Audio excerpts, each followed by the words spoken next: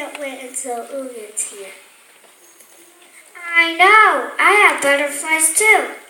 Just think this is the last step before we become the full member of the flock, just like the adults. I hope she gets here soon. I don't think I can wait much longer. I've heard stories about the Good Shepherd, but just little bits and pieces. Me too. The Good Shepherd must be wonderful. I know about the shepherds that are supposed to take care of us now, and they don't seem to be so terrific. The man who owns the flock doesn't seem to care very much about us either. Sometimes wolves howl and come around at night. Maybe that's why he hired those men to take care of us. Instead of doing it himself, I get scared too. Those men have big staffs and things to protect themselves. We have no protection at all. Sometimes the men forget to feed us water. Sometimes the men forget to feed us or give us water, and I get so hungry. How can I get to be a big, strong ram if they don't take care of us? My mother told me that I must listen to your story and believe with my whole heart and believe in the Good Shepherd, and he will come back to our flock one day and save us all. We all hope that's true. Our flock has been waiting for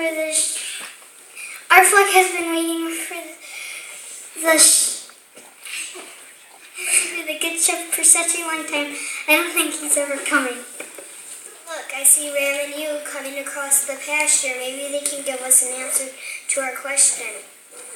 I sure hope so.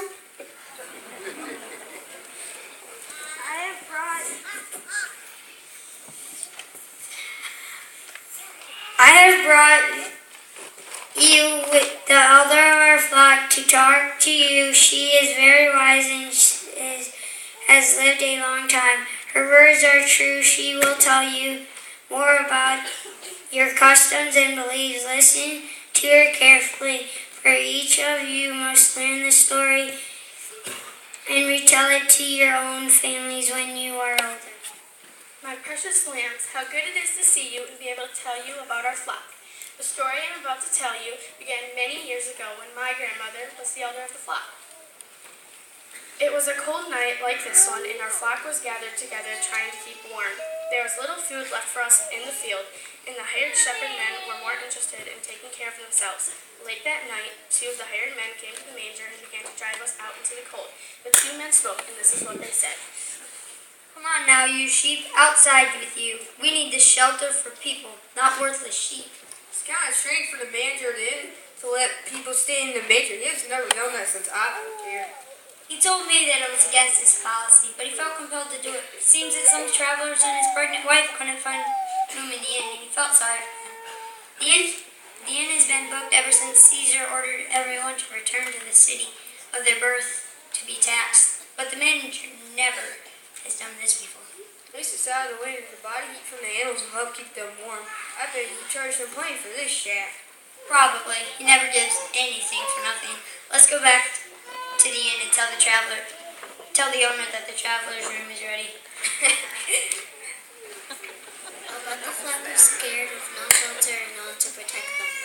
They were very much afraid and wondered what had caused the men to drive them away from their shelter. A little while later, the flock saw a man leading a small donkey approaching the manger.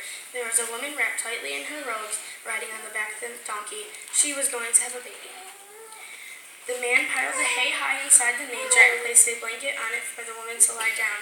He lit a small campfire and they huddled together. The flock crowded near the shelter and got as close as they could to the fire. As they all tried their best to sleep, something strange and wonderful happened.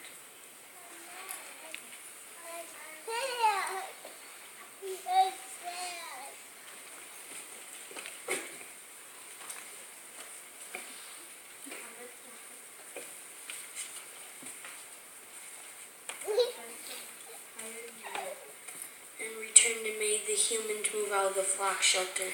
Something more surprising than that happened. The woman's baby had been delivered while the flock was sleeping.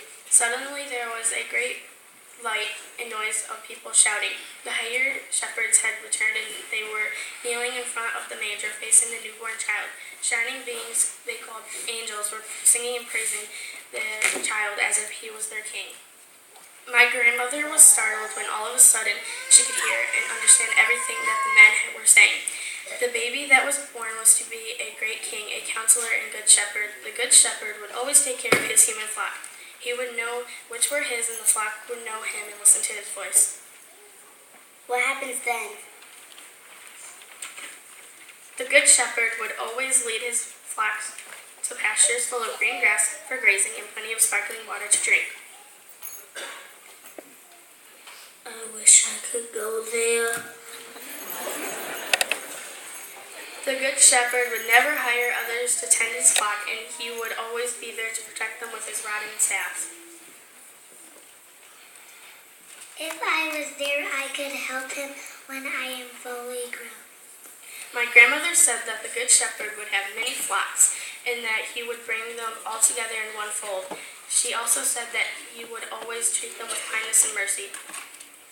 Will the fox stay with him forever and never have to leave? That was his promise. Oh, I wish I was part of his flock. Grandmother felt in her heart that the message she heard was meant for everyone. When the good shepherd returns to gather his human flock and take them to green pastures, they will surely take their sheep and he will be saved too.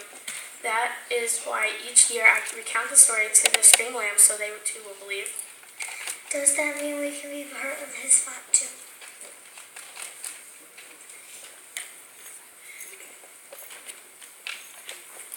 I know it's good, like you said.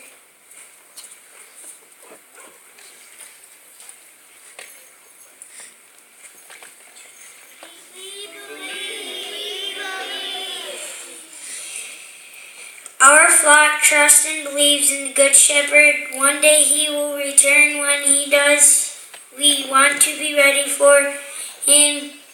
So learn the story well and tell others. Ram is right. He may come back at any time with no warning. We must all prepare to be members of his great flock. Now, children, I must go. It is getting late, and the long walk across the field is cold, so I will say good night. Coming, Ram? I'm right behind you. Good night, spring lambs. Sleep well and dream of green pastures and the Good Shepherd. We do believe in the Good Shepherd.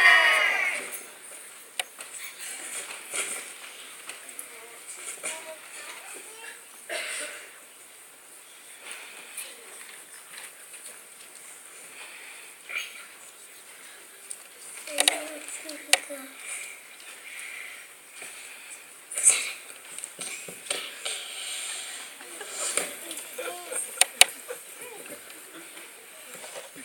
Let's all get to bed so we can start preparing for him as soon as we get up in the morning.